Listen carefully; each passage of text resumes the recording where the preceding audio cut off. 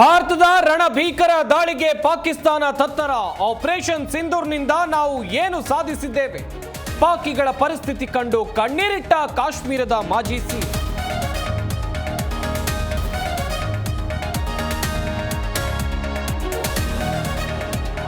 ಭಾರತ ಪಾಕ್ ಗಡಿಯಲ್ಲಿ ಉದ್ವಿಗ್ನ ಪರಿಸ್ಥಿತಿ. ಸೇನೆಯ ಪ್ರಮುಖರೊಂದಿಗೆ ರಕ್ಷಣಾ ಸಚಿವರ ಸಭೆ. ಕೆಲವೇ ಕ್ಷಣಗಳಲ್ಲಿ ಆರ್ಬಿಐ ಅಧಿಕಾರಿಗಳೊಂದಿಗೆ ನಿರ್ಮಲಾ ಭೇಟಿ.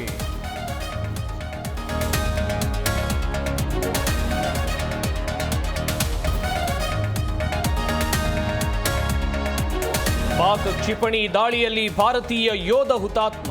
ಆಂಧ್ರ ಮೂಲದ ಯೋಧ ಮುರಳಿ ನಾಯಕ್ ಕೊನೆಯುಸಿ. ಮುಗಿಲು ಮುಟ್ಟಿದ ಸಂಬಂಧಿಕರ ಆಕ್ರಂದನ.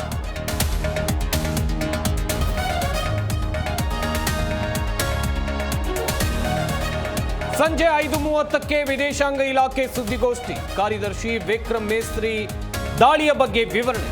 ನಿನ್ನೆಯಿಂದ ನಡೆದ ದಾಳಿಯ ಕುರಿತು ಮಾಹಿತಿ ಹಂಚಿಕೆ.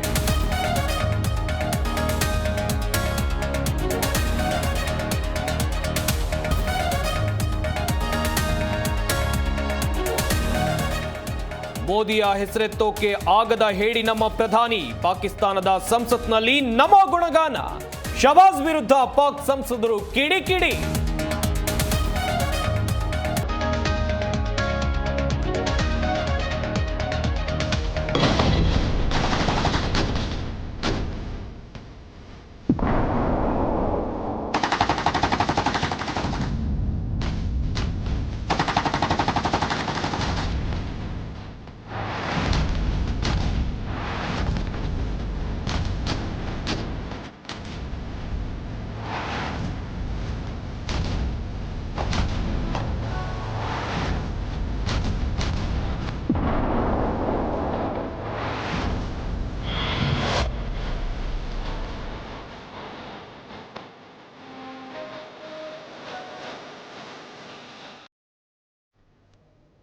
ಸವನ ಸಿಂಧೂರ ವಿಶೇಷ ಅಪ್ಡೇಟ್ ಬುಲೆಟಿನ್ಗೆ ಸ್ವಾಗತ. ನಾನು ಸಂಪತ್ ವಂಡಾರು.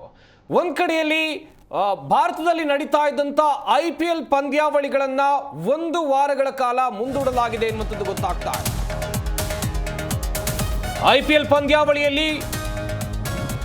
ಪಂದ್ಯಾವಳಿಯನ್ನು 1 ವಾರ ಕಾಲ ಮುಂದೂಡಿಕೆ ಮಾಡಲಾಗಿದೆ. ಮಾಲೀಕರಾಗಿರಬಹುದು, ಪ್ರಸಾರಕರಾಗಿರಬಹುದು, ವಿತರಕರು ಇವರ ಜೊತೆಯಲ್ಲಿ BCCIನವರು ಚರ್ಚೆಯನ್ನ ಮಾಡಿದ್ದಾರೆ. ಪ್ರಾಯೋಜಕರು ಹಾಗೆಯೇ ಷೇರುದಾರರ ಜೊತೆಯಲ್ಲಿ BCCI ಚರ್ಚೆಯನ್ನ ಮಾಡಿದೆ. ಈಗಾಗಲೇ 1 ವಾರ ಕಾಲ IPL ಮುಂದೂಡಿದೆ BCCI. ನಿನ್ನೆ ಧರ್ಮಶಾಲಾದಲ್ಲಿ ನಡೀತಾ ಇದ್ದಂತ ಪಂದ್ಯದ ಮೇಲೂ ಆತಂಕ ಕೂಡ ಎದುರಾಗ್ತಾ ಇದ್ದಂತೆ, ಅಲ್ಲಿ ಸೈರನ್ ಮೊಳಗ್ತಾ ಇದ್ದಂತೆ ಪಂದ್ಯಾವಳಿಯನ್ನ ರದ್ದು ಮಾಡಲಾಗುತ್ತೆ. ಅದಾದ ಬಳಿಕ ಮುಂದೆ ಏನಾಗಬಹುದು ಅಂತೇಳಿ IPL ಅಭಿಮಾನಿಗಳು ಕಾಯ್ತಾ ಇದ್ರು. ದೇಶ ಸಂಕಷ್ಟದ ಪರಿಸ್ಥಿತಿಯಲ್ಲಿದೆ, ಹೋರಾಟ ಮಾಡುವಂತ ಪರಿಸ್ಥಿತಿಯಲ್ಲಿದೆ, ಗಡಿಯಲ್ಲಿ ಉದ್ವಿಗ್ನತೆಯ ವಾತಾವರಣ ಇದೆ. ಇಂತಹ ಸಂದರ್ಭದಲ್ಲಿ ಮನರಂಜನೆ ಬೇಕಾ ಅಂತೇಳಿ ಸಾಕಷ್ಟು ಜನ ಪ್ರಶ್ನೆಯನ್ನು ಕೂಡ ಮಾಡಿದ್ರು. BCCI ಕೈಗೊಂಡಿರುವಂತ ನಿರ್ಧಾರ ಇದು. IPL ಪಂದ್ಯಾವಳಿಯನ್ನ 1 ವಾರಗಳ ಕಾಲ ಮುಂದೂಡಿಕೆ ಮಾಡಲಾಗಿದೆ ಎನ್ನುವಂಥದ್ದು ಗೊತ್ತಾಗ್ತಾ ಇದೆ. ಇತ್ತ ಮಾಲೀಕರು, ಪ್ರಸಾರಕರು, ವಿತರಕರ ಜೊತೆಯಲ್ಲೂ ಕೂಡ ಚರ್ಚೆಯನ್ನ ಮಾಡಲಾಗಿದೆ. ಷೇರುದಾರರ ಜೊತೆಯಲ್ಲೂ BCCI ಚರ್ಚೆಯನ್ನ ಮಾಡಿದೆ ಎನ್ನುವಂಥ ಮಾಹಿತಿ ಸಿಕ್ಕಿದೆ. 1 ವಾರ ಕಾಲ IPL ಮುಂದೂಡಿದೆ BCCI. ದೇಶ ಸಂಕಷ್ಟದಲ್ಲಿದ್ದಾಗ ಯಾರಿಗೆ ಬೇಕು IPL ಅಲ್ವಾ? ಸದ್ಯ ಒಂದಷ್ಟು ಜನ ಹೇಳ್ತಾ ಇದ್ರು, ನಮ್ಮ ದೇಶ ಹೋರಾಟದ ಮನಸ್ಥಿತಿಯಲ್ಲಿದೆ, ಹಾಗೇನೆ ಹೋರಾಟವನ್ನು ನಡೆಸ್ತಾ ಇದೆ, ಶತ್ರು ಸಂಹಾರವನ್ನ ಕೈಗೊಂಡಿದೆ. ಇಂಥ ಸಂದರ್ಭದಲ್ಲಿ ಈ IPLನ ಅವಶ್ಯಕತೆ ಇಲ್ಲ ಅಂತ ಒಂದಷ್ಟು ಚರ್ಚೆಗಳಾಗ್ತಾ ಇತ್ತು. ಈ ನಡುವೆ BCCI ಕೈಗೊಂಡಂಥ ನಿರ್ಧಾರ ತೆಗೆದುಕೊಳ್ಳಲೇಬೇಕಿತ್ತು. ಇಂಥ ಒಂದು ನಿರ್ಧಾರವನ್ನ ಒಂದು ಕಡೆಯಲ್ಲಿ ಗಡಿಯಲ್ಲಿ ಯೋಧರು ಹೋರಾಡ್ತಾ ಇದ್ರೆ, ಇನ್ನೊಂದು ಕಡೆಯಲ್ಲಿ ಜನ ಕೂತ್ಕೊಂಡು TV ಮುಂದೆ ಮ್ಯಾಚ್ ನೋಡೋದು ಸರಿಯಲ್ಲ. ಭದ್ರತಾ ವಿಚಾರ ಇದು, ಭದ್ರತಾ ಹಿತದೃಷ್ಟಿಯೂ ಹೌದು.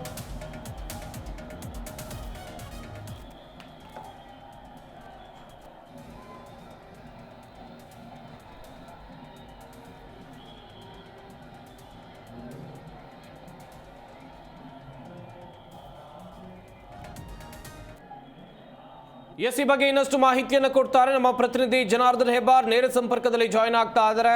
ಜನಾರ್ದನ್, ನಿನ್ನೆ ಧರ್ಮಶಾಲಾದಲ್ಲಿ ನಡೀತಾ ಇದ್ದಂಥ ಪಂದ್ಯ ಅರ್ಧಕ್ಕೆ ಮೊಟಕುಗೊಳಿಸಲಾಯಿತು. ನಿನ್ನೆ ಕೂಡ ಒಂದಷ್ಟು ಪ್ರಶ್ನೆಗಳಿತ್ತು.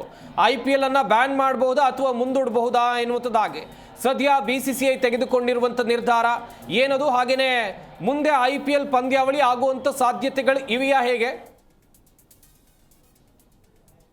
ಗಮನಿಸಿ BCCI ಒಂದು ನಿರ್ಧಾರವನ್ನು ತೆಗೆದುಕೊಳ್ಳಿದೆ. ಏನಂತಂದರೆ ಈಗ ಈಗಿನ ಸಿಚುವೇಷನ್ನಲ್ಲಿ ಮ್ಯಾಚನ್ನು ಕಂಟಿನ್ಯೂ ಮಾಡೋದು ಸರಿಯಲ್ಲ, IPL ಪಂದ್ಯಾವಳಿ ಮುಂದುವರಿಸೋದು ಸರಿಯಲ್ಲ. ಇನ್ನು 16 ಮ್ಯಾಚ್ಗಳಿದೆ, ಮುಗಿದೋಗ್ತಿತ್ತು, ಮೇ 25ನೇ ತಾರೀಕು ಮುಗಿದೋಗ್ತಿತ್ತು. ಆದರೆ ಈ ಸನ್ನಿವೇಶ ಆ ರೀತಿಯಲ್ಲಿ ಅದಕ್ಕೆ ಪೂರಕವಾಗಿಲ್ಲ. ಇಡೀ ದೇಶದ ಜನ ಒಂದು ಕಡೆಯಲ್ಲಿ ಸೇರಿ ಒಂದೊಂದು ಸಂಭ್ರಮ ಆಚರಣೆ ಮಾಡೋದು, ಟಿ ವಿಯಲ್ಲಿ ಮ್ಯಾಚ್ ನೋಡೋದು, ಈ ರೀತಿಯ ಮೂಡ್ನಲ್ಲಿ ನೋಡ್ತಾ ಇರೋಂಥ ಸಂದರ್ಭ ಇದಲ್ಲ. ಭಾರತ ಪಾಕಿಸ್ತಾನದ ಜೊತೆಯಲ್ಲಿ ಸಂಘರ್ಷ ಮಾಡ್ತಾ ಇದೆ, ಪಾಕಿಸ್ತಾನದಲ್ಲಿರುವಂಥ ಉಗ್ರರನ್ನು ಹೊಡೆದೋಡಿಸ್ತಾ ಇದೆ. ಇಂಥ ಸಂದರ್ಭದಲ್ಲಿ ನಾವೆಲ್ಲರೂ ಕೂಡ ಆ ದಿಶೆಯಲ್ಲಿ ಸಪೋರ್ಟಿವ್ ಆಗಿ ನಿಂತ್ಕೊಳ್ಳುವಂಥ ಸಂದರ್ಭ ಇದು. ಆ ಕಾರಣಕ್ಕಾಗಿ IPL ಪಂದ್ಯವನ್ನು ಮುಂದೂಡುವಂಥ ಒಂದು ತೀರ್ಮಾನಕ್ಕೆ BCCI ಬಂದಿದೆ. 1 ವಾರಗಳ ಕಾಲ ಅಂತೇಳಿ ಸದ್ಯಕ್ಕೆ ತೀರ್ಮಾನವನ್ನು ತೆಗೆದುಕೊಂಡಿದೆ. ಇನ್ನು 16 ಪಂದ್ಯ ಇದೆ, ಮೇ 25ಕ್ಕೆ ಮುಗಿಯಬೇಕಾಗಿತ್ತು. ಆದರೆ 1 ವಾರದ ನಂತರದಲ್ಲಿ 100% ಸ್ಟಾರ್ಟ್ ಆಗತ್ತಾ ಗೊತ್ತಿಲ್ಲ. ಯಾಕಂದರೆ ಪರಿಸ್ಥಿತಿ ಯಾವ ರೀತಿಯಲ್ಲಿ ಬದಲಾಗುತ್ತೆ ಅನ್ನೋದನ್ನು ನೋಡಬೇಕಾಗಿದೆ. ಪಾಕಿಸ್ತಾನ ಜೊತೆಗಿನ ಸಂಘರ್ಷ ಮುಗಿದೋಗುತ್ತೆ. ಯಾಕಂದರೆ ಭಾರತದ ಉದ್ದೇಶ ಇರೋದು ಪಾಕಿಸ್ತಾನ ಜೊತೆ ಯುದ್ಧ ಮಾಡಬೇಕು ಅಂತಲ್ಲ, ಪಾಕಿಸ್ತಾನ ನಡೆದುಕೊಳ್ಳುವಂಥ ರೀತಿಯನ್ನು ಖಂಡಿಸಿ ಅವರು ಭಯೋತ್ಪಾದಕರಿಗೆ ಬೆಂಬಲ ಕೊಡ್ತಾ ಇರೋದನ್ನು ನಿಲ್ಲಿಸುವಂತೆ ಮಾಡಲಿಕ್ಕೆ, ಭಯೋತ್ಪಾದಕರ ನೆಲೆಯನ್ನು ಧ್ವಂಸ ಮಾಡಲಿಕ್ಕೆ ಭಾರತದ ಉದ್ದೇಶ ಇದ್ದಿದ್ದು. ಆ ದಿಶೆಯಲ್ಲಿ ಕೆಲಸ ಸಾಗ್ತಾಯಿದೆ. ಅದನ್ನ ಮುಗಿದ ನಂತರದಲ್ಲಿ ಎಲ್ಲವೂ ಸರಿ ಹೋಯಿತು ಅಂತಂದರೆ, ಈ ಸಂಘರ್ಷಗಳು ಎಲ್ಲರೂ ಕೂಡ ನಿಂತೋಯ್ತು ಅಂತಂದರೆ ಸಹಜವಾಗಿ IPL ಪಂದ್ಯಾವಳಿ ಆರಂಭ ಆಗುತ್ತೆ. ಒಂದು ವೇಳೆ ಈ ಸಂಘರ್ಷ ಇನ್ನೂ ಕೆಲವು ಸಮಯ ಮುಂದುವರೆದ್ರೆ ಆವಾಗ ಈ ನಿರ್ಧಾರ ಮತ್ತೆ ಬದಲಾಗ್ಬೋದು. ಯಾಕಂದರೆ ಇನ್ನೊಂದು ಸ್ವಲ್ಪ ದಿನದಲ್ಲಿ ಮಳೆಗಾಲ ಕೂಡ ಶುರುವಾಗುತ್ತೆ, ಜೂನ್ ಅಷ್ಟೊತ್ತಿಗೆ. ಆವಾಗ ಈ IPL ಪಂದ್ಯವನ್ನು ಆಡಿಸೋದು ಕಷ್ಟ ಆಗುತ್ತೆ. ಇದನ್ನು ಮುಂದೂಡ್ಬೋದು ಅಥವಾ ಬೇರೆ ದೇಶಕ್ಕೆ ವರ್ಗಾಯಿಸ್ಕೋಬೋದು. ಆ ರೀತಿಯಲ್ಲಿ ಯೋಚನೆಯನ್ನು ಮಾಡ್ಬೋದು BCCI. ಸದ್ಯಕ್ಕಂತೂ IPL ಅನ್ನು 1 ವಾರದ ನಂತರದಲ್ಲಿ ಆಡಿಸ್ತೀವಿ ಅಂತ ಹೇಳುವಂಥ, ಯಾಕಂದರೆ ಇಲ್ಲಿ ಸಾವಿರಾರು ಕೋಟಿ, ಲಕ್ಷಾಂತರ ಕೋಟಿ ವ್ಯವಹಾರ ಇದು. IPL ಪಂದ್ಯ ಅಂತಂದರೆ ಬೇಕು, 2 ದೇಶಗಳಲ್ಲಿ ನಡೀತಾ ಇರುವಂಥ ಯಾವುದೋ 1-2 ಪಂದ್ಯ ಅಲ್ಲ. ಇಲ್ಲಿ ಫ್ರಾಂಚೈಸಿಗಳಿರ್ತಾರೆ, ಪ್ರಾಯೋಜಕರು ಇರ್ತಾರೆ, ಅವರ ವಿತರಕರಿರ್ತಾರೆ, ಈ ಸ್ಪಾನ್ಸರ್ ಮಾಡಿದಂಥವ್ರು ಇರ್ತಾರೆ. ಇವರೆಲ್ಲರಿಗೂ ಕೂಡ ನಷ್ಟ ಆಗುವಂಥ ಸಾಧ್ಯತೆ ಹೆಚ್ಚಿರುತ್ತೆ ಸಡನ್ನಾಗಿ ನಿಲ್ಲಿಸಿದಾಗ. ಆ ರೀತಿ ಆಗಬಾರ್ದು ಅನ್ನೋ ಕಾರಣಕ್ಕಾಗಿ 1 ವಾರದ ಕಾಲ ಇದನ್ನು ಮುಂದೂಡಿಕೆ ಮಾಡಲಾಗಿದೆ. 1 ವಾರದ ನಂತರದಲ್ಲಿ ಪರಿಸ್ಥಿತಿ ಹೇಗಿರುತ್ತೆ, 1 ವಾರದ ಇನ್ನೊಂದು 2-3 ದಿನದಲ್ಲಿ ಯಾವ ರೀತಿಯ ಬೆಳವಣಿಗೆ ಆಗುತ್ತೆ ಅನ್ನೋದನ್ನು ಗಮನಿಸಿ BCCI ನಂತರ ಮುಂದೆ ನಿರ್ಧಾರವನ್ನು ತೆಗೆದುಕೊಳ್ಳಲಿಕ್ಕಿದೆ. ಮತ್ತು ಪಂದ್ಯ ನಡೆಯುವಂತಹ ಸ್ಥಳಗಳನ್ನು ಬದಲಾವಣೆ ಮಾಡಿ ಆಡಿಸ್ಲಿಕ್ಕೆ ಅವಕಾಶ ಆಗುತ್ತಾ, ಸುರಕ್ಷತೆ ದೃಷ್ಟಿಯಿಂದ ಇದೆಲ್ಲವನ್ನು ಕೂಡ ಯೋಚನೆ ಮಾಡಿ BCCI ನಿರ್ಧಾರ ಮಾಡುತ್ತೆ. ಸದ್ಯದ ಒಂದು BCCI ತೆಗೆದುಕೊಂಡಿರುವಂಥ ನಿರ್ಧಾರ ಅಂದರೆ 1 ವಾರಗಳ ನಂತರದಲ್ಲಿ IPL ಪಂದ್ಯಾವಳಿಯನ್ನು ಮುಂದುವರಿಸ್ತೀವಿ ಅನ್ನೋದು. ಅಂದರೆ ಅವರಿಗೂ ಕೂಡ ಒಂದು ವಿಶ್ವಾಸ ಇದೆ, ಅಷ್ಟೊತ್ತಿಗಾಗಲೇ ಇದೆಲ್ಲವೂ ಕೂಡ ತಿಳಿಯಾಗುತ್ತೆ, ಪರಿಸ್ಥಿತಿ ತಿಳಿಯಾಗುತ್ತೆ. ಭಯೋತ್ಪಾದಕರ ನೆಲೆಗಳಲ್ಲೂ ಕೂಡ ಪಾಕಿಸ್ತಾನದಲ್ಲಿರೋದು ಧ್ವಂಸ ಆಗುತ್ತೆ, ಭಾರತದ ಸೇನಾ ಕಾರ್ಯಾಚರಣೆ ಮುಗಿಯುತ್ತೆ ಅನ್ನೋಂಥ ಒಂದು ವಿಶ್ವಾಸ. ಸಂಪತ್, ಅದನ್ನ ಗಮನಿಸ್ತಾ ಇದ್ವಿ ನಾವು. ಕೋವಿಡ್ ಸಂದರ್ಭದಲ್ಲಿ ಇಲ್ಲಿ ನಡೀತಾ ಇದ್ದಂಥ ಪಂದ್ಯವನ್ನ ಮೊಟಕುಗೊಳಿಸಿ ಬೇರೆ ದೇಶಕ್ಕೆ ಸ್ಥಳಾಂತರ ಮಾಡಲಾಗಿತ್ತು, ಈ ರೀತಿ ಎಲ್ಲ ಆಗಿತ್ತು.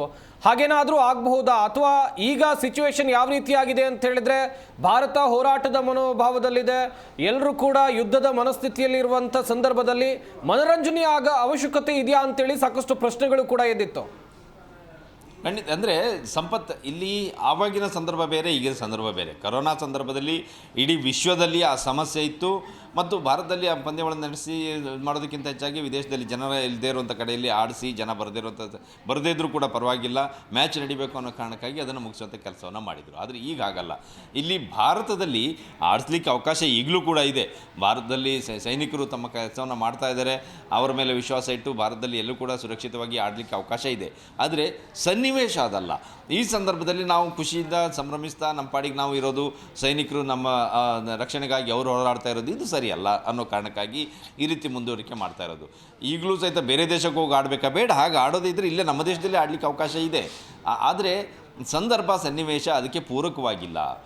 ಪಾಕಿಸ್ತಾನದ ಕೃತ್ಯವನ್ನು ಖಂಡಿಸಿ ಅವರಿಗೆ ಪ್ರತ್ಯುತ್ತರವನ್ನು ಕೊಡ್ತಾ ನಮ್ಮ ಸೈನಿಕರು ಒಂದು ವಿಜಯೋತ್ಸವವನ್ನು ಆಚರಿಸುವಂಥ ಸಂದರ್ಭ ಬಂದ ನಂತರದಲ್ಲಿ, ಪಾಕಿಸ್ತಾನದಲ್ಲಿರುವಂಥ ಭಯೋತ್ಪಾದಕರ ಎಲ್ಲ ನೆಲೆ ಧ್ವಂಸ ಆದ ನಂತರದಲ್ಲಿ ನಾವು ಸಂಭ್ರಮಿಸೋಣ. ಅಲ್ಲಿಯವರೆಗೆ ಈ ಕ್ರಿಕೆಟ್ ಪಂದ್ಯಾವಳಿಯೋ ಇನ್ನೊಂದು ಯಾವುದು ಬೇಡ ಅನ್ನೋಂಥ ನಿರ್ಧಾರ ಬಹಳಷ್ಟು ಜನ ಇದೇ ಮಾತನ್ನು ಹೇಳ್ತಾ ಇದ್ದಾರೆ. ಯಾಕೆ IPL ಬೇಕು, ರದ್ದೇ ಮಾಡಿಬಿಡಲಿ, ಮುಂದೂಡಿಕೆನೂ ಬೇಡ ಅನ್ನೋಂಥ ಮಾತುಗಳು ಕೂಡ ಕೆಲವು ಜನರು ಬರ್ತಾಯಿದೆ. ಆದರೆ ಇಲ್ಲಿ ಆರ್ಥಿಕ ವ್ಯವಹಾರಗಳಿರುವ ಕಾರಣಕ್ಕಾಗಿ ಹಾಗೆ ಏಕಾಏಕಿ ರದ್ದು ಮಾಡೋದಕ್ಕಿಂತ ಅವಕಾಶ ಆಯಿತು ಅಂದರೆ ಇನ್ನೊಂದು ವಾರದ ನಂತರದಲ್ಲಿ ಆಡಿಸೋಣ ಅನ್ನೋಂಥ ತೀರ್ಮಾನದಲ್ಲಿ BCCI ಇದೆ.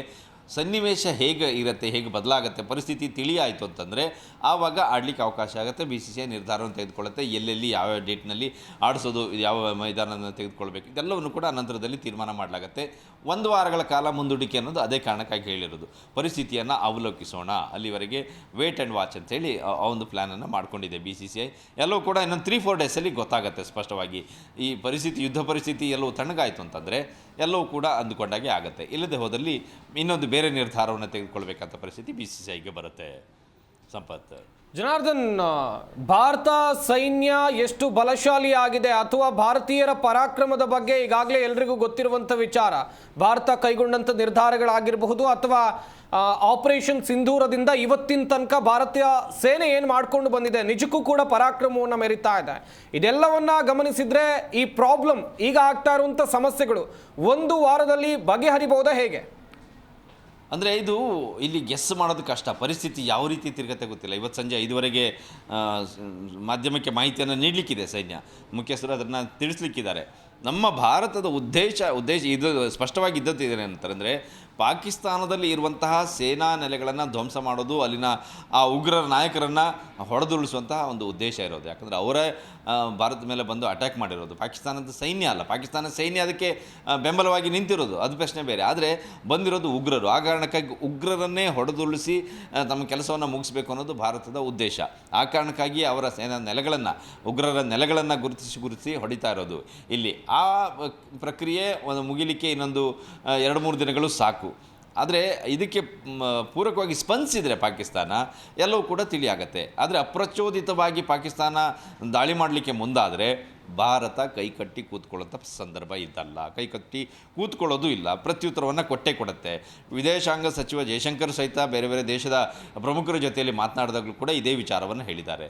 ನಾವಾಗಿಯೇ ವಿನಾಕಾರಣವಾಗಿ ಸೈನ್ಯದ ಮೇಲೆ ಯುದ್ಧಕ್ಕೆ ಹೋಗಲ್ಲ, ಪಾಕಿಸ್ತಾನ ಸೈನ್ಯವನ್ನು ಅಟ್ಯಾಕ್ ಮಾಡುವಂಥ ಕೆಲಸವನ್ನು ನಾವು ಮಾಡೋದಿಲ್ಲ. ನಮ್ಮ ಉದ್ದೇಶ ಇರೋದು ಇಷ್ಟೇ, ಉಗ್ರರ ನೆಲೆಯನ್ನು ಧ್ವಂಸಗೊಳಿಸಿ ಭಯೋತ್ಪಾದನೆಯನ್ನು ಸಂಪೂರ್ಣ ನಾಶಪಡಿಸುವಂತಹ ಕೆಲಸವನ್ನು ನಾವು ಮಾಡಲಿಕ್ಕೆ ಮುಂದಾಗಿದ್ದೀವಿ.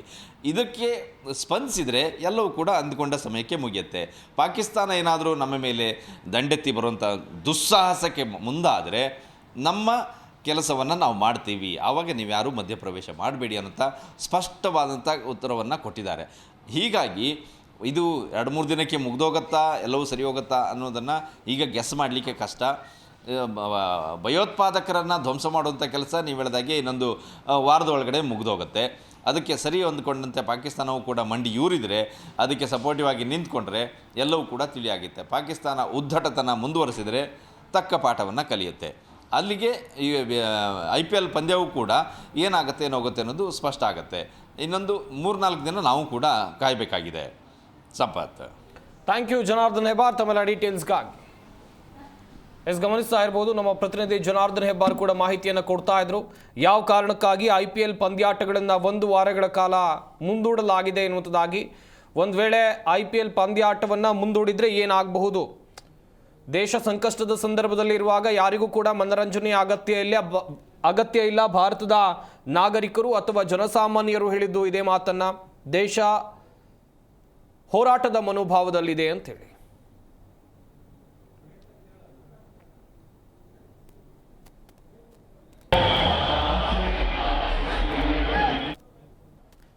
ಸಮರ ಸಿಂಧೂರ ನಿನ್ನೆ ಇದ್ದಂಥ ಪರಿಸ್ಥಿತಿಯೇ ಬೇರೆ, ಇವತ್ತು ಇರುವಂಥ ಪರಿಸ್ಥಿತಿಯೇ ಬೇರೆ.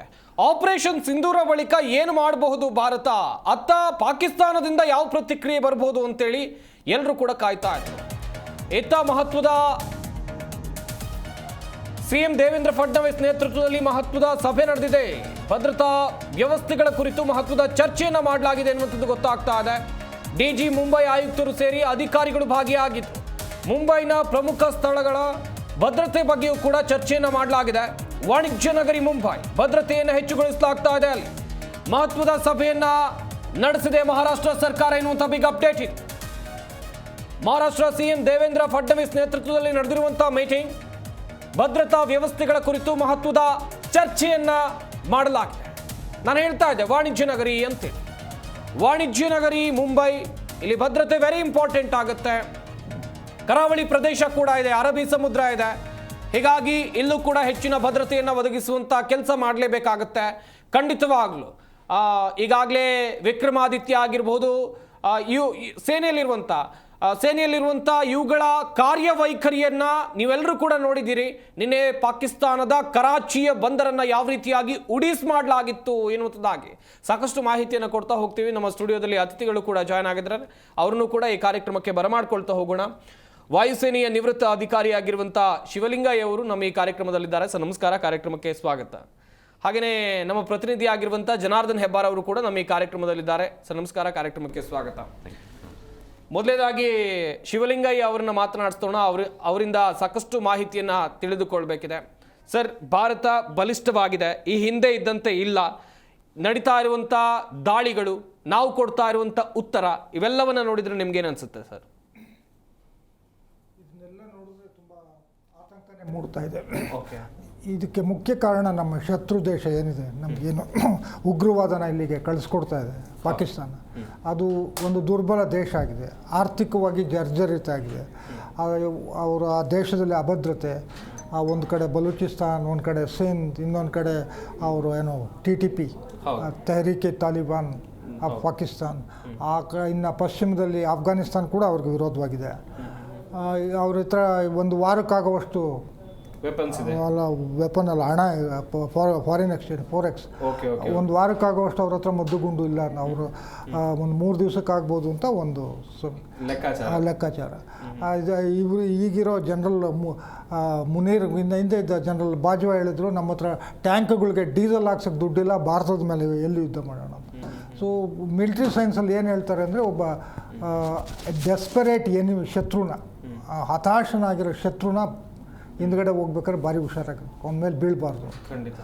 ಆದ್ದರಿಂದ ಈ ಪರಿಸ್ಥಿತಿ ಎಲ್ಲ ನೋಡಿದಾಗ ಇದು ಒಂದು ಡ್ರಾಮ್ಯಾಟಿಕ್ ವೇ.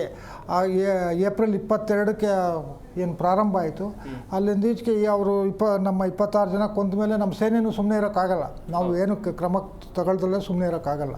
ಇಲ್ಲ ನಮ್ಮ ಸೈನ್ಯ ಹಾಕಿರಬೇಕು, ನಾವು ಹಾಕಿರಬೇಕು. ಅದು ತಗೊಂಡ ಮೇಲೆ ನಮ್ಮ ಥಿಂಕ್ ಟ್ಯಾಂಕ್ ಏನು ಸೇನಾ ಮುಖ್ಯಸ್ಥರು, ನಮ್ಮ ರಾಜಕೀಯ ಮುಖ್ಯಸ್ಥರದ್ದು ಒಂದು ಕ್ಯಾಲ್ಕುಲೇಷನ್ ಇತ್ತು.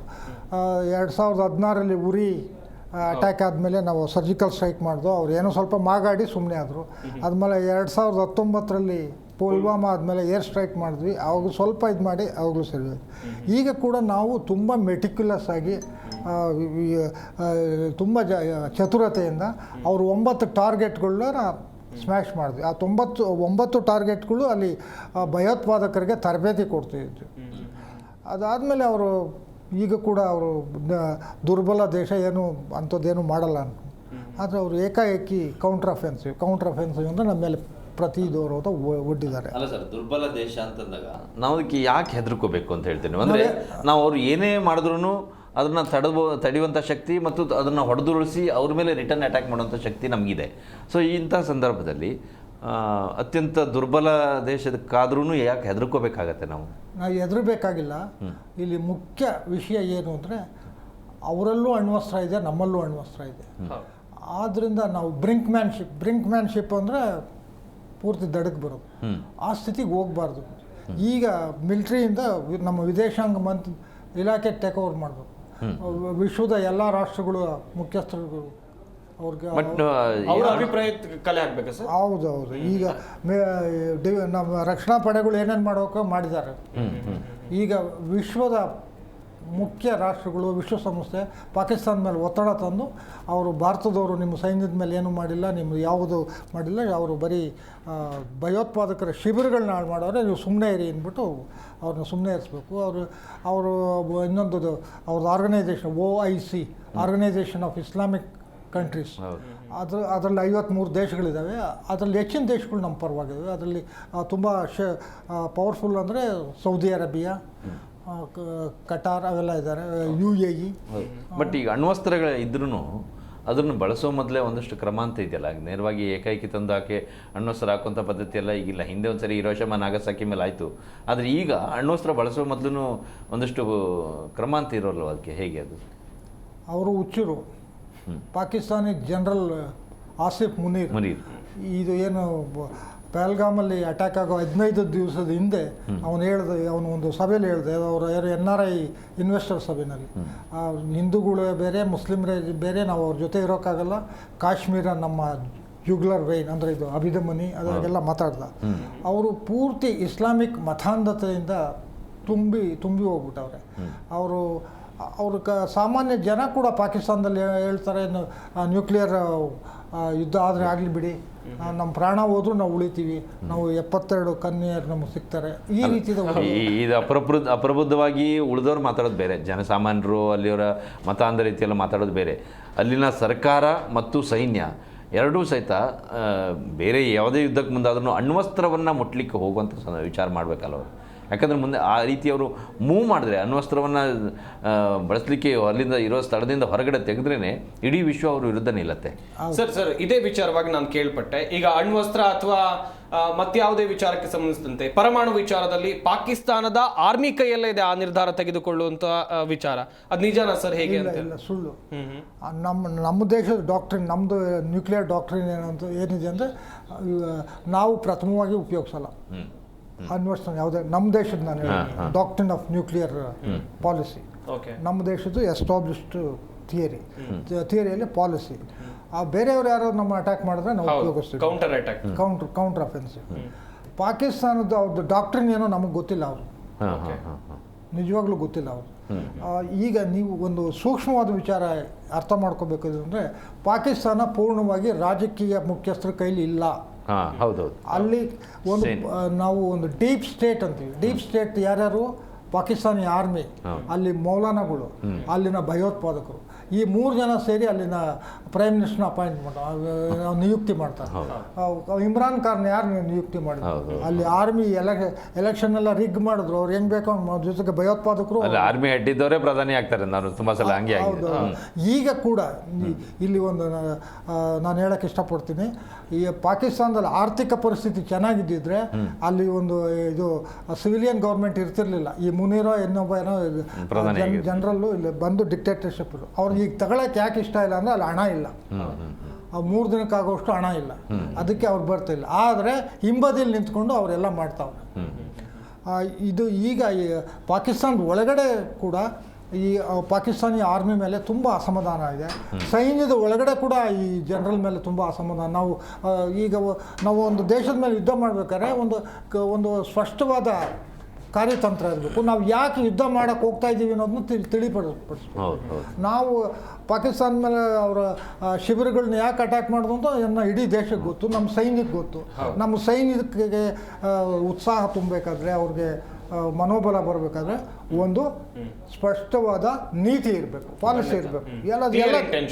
ಎಲ್ಲ ದೇಶದಕ್ಕೂ ಇದು ಅವಶ್ಯಕತೆ. ನಮ್ಮ ದೇಶದಲ್ಲಿ ಇದು ಸ್ಪಷ್ಟವಾಗಿದೆ. ಯಾವುದೇ ಯುದ್ಧ ಪ್ರಾರಂಭ ಮಾಡೋದಕ್ಕೆ ಮುಂಚೆ ಆಬ್ಜೆಕ್ಟಿವ್ ಏನು, ಉದ್ದೇಶ ಏನು ನಮ್ಮದಿದೆ, ಅವ್ರದ್ದು ಹೇಳಿ ಅವ್ರದ್ದು. ಈಗ ಅವರು ಜಾಗದಲ್ಲಿ ನಿಂತ್ಕೊಂಡು ನಾವು ಯೋಚನೆ ಮಾಡಿದ್ರೆ ಅಲ್ಲಲ್ಲ, ಡಿಸಿಪ್ಲಿನೇ ಇಲ್ಲ ಅನ್ನೋದು ಅಲ್ಲಿ ಸ್ಪಷ್ಟ ಆಯ್ತು ನಮಗೆ. ಅಂತಂದರೆ ಯಾವಾಗಲೂ ಯುದ್ಧ ಇನ್ನಿತರ ವಿಚಾರ ಸಂದರ್ಭದಲ್ಲಿ ಸೈನಿಕರು ಎದೆ ಮುಂದೆ ಮಾಡಿ ನಿಂತಾರೆ. ಅದರಲ್ಲಿ ರಾಜೀನಾಮೆ ಕೊಟ್ಟಿದ್ದಾರೆ ಅಲ್ಲಿ ಭಾಳಷ್ಟು ಜನ ಪಾಕಿಸ್ತಾನದಲ್ಲಿ. ಅದು ಎಲ್ರಿಗೂ ಬಹಿರಂಗ ಆಗಿದೆ, ವಿಷಯಕ್ಕೆ ಗೊತ್ತಾಗ್ಬಿಟ್ಟಿದೆ. ಸೈನ್ಯನ ಬಿಟ್ಟು ಹೋಗ್ತೀವಿ ನಾವು ಅನ್ನೋಂಥ ಪರಿಸ್ಥಿತಿ ಅಥವಾ ರಾಜೀನಾಮೆ ಕೊಡ್ತೀವಿ ಅನ್ನೋಂಥದ್ದು, ಅಂದರೆ ಡಿಸಿಪ್ಲಿನ್ ಇಲ್ಲ ಅಂತೇಳಿ ಸ್ಪಷ್ಟ ಆಯ್ತು ಅಲ್ಲಿ ಸೈನ್ಯದಲ್ಲೂ ಕೂಡ.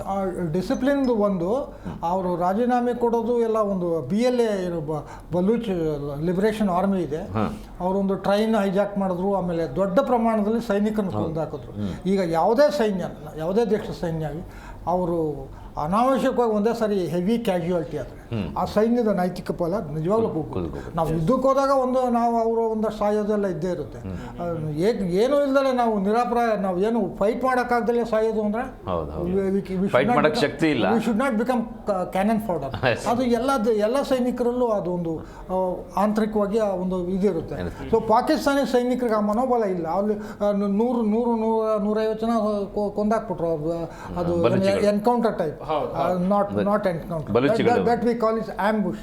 Ambush ಅಂದ್ರೆ ಅವರೊಂದು ಆಯಕಟ್ಟಿನ ಪ್ರದೇಶದಲ್ಲಿ ಇರ್ತಾರೆ, ಇವರು ಗೊತ್ತಿಲ್ಲದೆ ಅಲ್ಲಿ ಹೋಗ್ತಾರೆ, ಅಲ್ಲಿ ಹೋದವ್ರನ್ನೆಲ್ಲ ಅವರು ಎಲ್ಲ ಒಂದು ನಿಂತ್ಕೊಂಡು ಶೂಟ್ ಮಾಡಿ ಎಲ್ಲ ಕೊಂದಾಕ ಆ ಥರದ್ದು ತುಂಬ ಆಗ್ತಾಯಿದೆ. ಅದ್ರ ಜೊತೆಗೆ ಈಗ ಇರೋ ಜನರಲ್ಲು ಅವನು ಯಾವುದೇ ಸ್ಪಷ್ಟ ಈಗ ರಾಜೀನಾಮೆ ಅಂದರೆ ಯಾವುದೇ ದೇಶದ ಸೈನ್ಯದಲ್ಲಿ ಆ ಥರ ರಾಜೀನಾಮೆ ಕೊಡೋಕ್ಕಿಲ್ಲ. ಅದು ಟಾಪ್ ಮೋಸ್ಟಲ್ಲಿ ಇರೋರು ಸರ್ಕಾರದ ಪಾಲಿಸಿ ಒಪ್ತಾ ಇದ್ದರೆ ರಾಜೀನಾಮೆ ಕೊಡೋದು. ಒಬ್ಬರು ಜನರಲ್ಲು ಲೆಫ್ಟಿನೆಂಟ್ ಅಡ್ಮಿನಿಸ್ಟ್ರೇಟಿವ್ ವಿಚಾರದಲ್ಲಿ ಏನೋ ಎಲ್ಲ ಪಾಲಿಸಿ ಮ್ಯಾಟ್ರಲ್ಲೂ ಬರ್ಬೋದು. ನನಗೆ ಈಗ ಕೆಲವು ಮಾಧ್ಯಮದಲ್ಲಿ ಬಂದ ಪ್ರಕಾರ ಕೆಲವು ಮೇಜರ್ ಜನರಲ್ಲು ಅವ್ರು ಏನಕ್ಕೆ ಕೊಟ್ಟವ್ರೆ ಅಂದರೆ there is no clarity in strategy ಅಂತ. ಅವ್ರ ಕಾರ್ಯತಂತ್ರದಲ್ಲಿ ಯಾವುದು ಸ್ಪಷ್ಟತೆ ಇಲ್ಲ. ಆಮೇಲೆ ಒಂದು ಜ್ಞಾಪಕ ಇಟ್ಕೊಳ್ಳಿ, ಪಾಕಿಸ್ತಾನದ ಎಲ್ಲ ಅಧಿಕಾರಿಗಳು ಎಲ್ಲ ಸೇನಾಧಿಕಾರಿಗಳು ತುಂಬ ಕೆಟ್ಟವರು ಅಂತ ಏನಿಲ್ಲ. ಅಲ್ಲೂ ಕೆಲವು ವೃತ್ತಿಪರರು ಇದ್ದಾರೆ. ಅಂಥ ವೃತ್ತಿಪರರು ಮೋಸ್ಟ್ಲಿ ಕೊಟ್ಟಿರ್ಬೋದು ಒಂದು 4. ಬಟ್ ಎನ್ಮಾಸ್ ರಾಜೀನಾಮೆ ಯಾವುದೇ ಸೈನ್ಯದಲ್ಲಿ ಕೊಡೋಕೆ ಬರಲ್ಲ. ಅಲ್ಲಿ ಬಿಟ್ಟು ಹೋಗ್ಬೋದು. ಸುಮ್ಮನೆ ಬಿಟ್ಟು ಹೋದ್ರೆ ಯಾರಿಗೆ ಗೊತ್ತು? ನೀವು ಇಲ್ಲಿಂದ ಎದ್ದು ಹೋದ್ರೆ ಯಾರು ಏನು ಮಾಡೋಕ್ಕಾಗಲ್ಲ. ಆ ರೀತಿ ಸೈನ್ಯದಲ್ಲೂ ಆಗಿರ್ಬೋದು. ವಿದ್ರೋಹ ಆಗಿರ್ಬೋದು. ಅದು ಹಾಗೆ ಸ್ವಲ್ಪ ಮಟ್ಟಿಗೆ ಅದರಲ್ಲಿ 2 ರೀತಿ. ಒಂದು ಕಡೆಯಲ್ಲಿ ಭಾರತದಿಂದ ಅಟ್ಯಾಕ್ ಆಗುತ್ತೆ, ಸೇನಾ ನೆಲೆ ಮೇಲೆ ಅಲ್ದಿದ್ರು ಭಯೋತ್ಪಾದನಾ ನೆಲೆ ಮೇಲೆ ಆಗುತ್ತೆ. ಅದರಲ್ಲಿ ಸೇನೆಯೇ ರಕ್ಷಣೆಗೆ ಹೋಗ್ಬೇಕಂತ ಪರಿಸ್ಥಿತಿ ಇದೆ ಪಾಕಿಸ್ತಾನದಲ್ಲಿ. ಇನ್ನೊಂದು ಕಡೆಯಲ್ಲಿ ಬಲೂಚ್ ಕಡೆಯಿಂದ ಬರ್ತಾ ಇದೆ. ಎರಡೂ ಕಡೆಯಿಂದಲೂ TTP ಆಗ್ತಾ ಇದೆ. ಇದು ಎಲ್ಲ 2-3 ಕಡೆಯಿಂದ ಅಟ್ಯಾಕ್ ಆಗ್ತಾ ಇರೋದ್ರಿಂದ ಯಾವ ದಿಕ್ಕಿಗೆ ಹೋಗಬೇಕು ಅನ್ನೋದು ಸ್ಪಷ್ಟತೆ ಇಲ್ಲ. ಹೋಗಬೇಕು ಅಂತಂದ್ರೂ ಸಾಮರ್ಥ್ಯ ಇಲ್ಲ, ಆರ್ಥಿಕ ಪರಿಸ್ಥಿತಿ ಸದೃಢವಾಗಿಲ್ಲ. ಇದೆಲ್ಲ ಕಾರಣಕ್ಕಾಗಿ ಸೈನ್ಯದ ಬಲ ಕೂಗುತ್ತೆ ಅಂತೇಳಿ. ಸೇನೆಯ ನೈತಿಕ ಶಕ್ತಿ, ಇಂಗ್ಲೀಷಲ್ಲಿ ಮೊರಾಲ್ ಅಂತೀವಿ. ಪಾಕಿಸ್ತಾನದ ಸೈನಿಕರ ಮೊರಾಲ್ ತುಂಬ ಕೆಳಮಟ್ಟದಲ್ಲಿದೆ.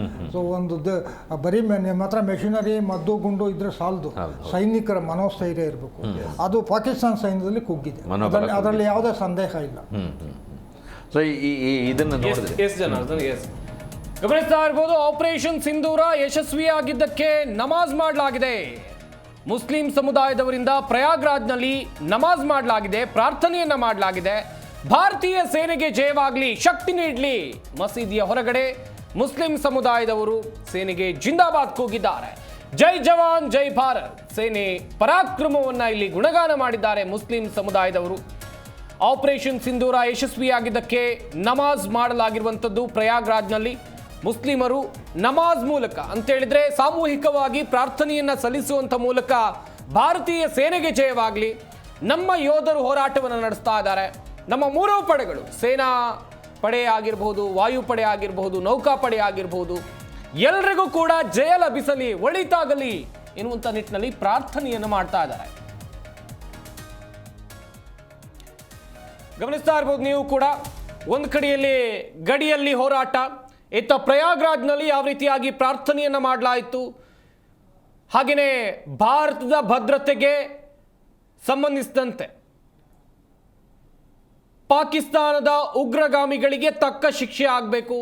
ಇನ್ನೊಂದು ಕಡೆಯಲ್ಲಿ ಆಪರೇಷನ್ ಸಿಂಧೂರ ಯಶಸ್ವಿ ಆಗಿದೆ.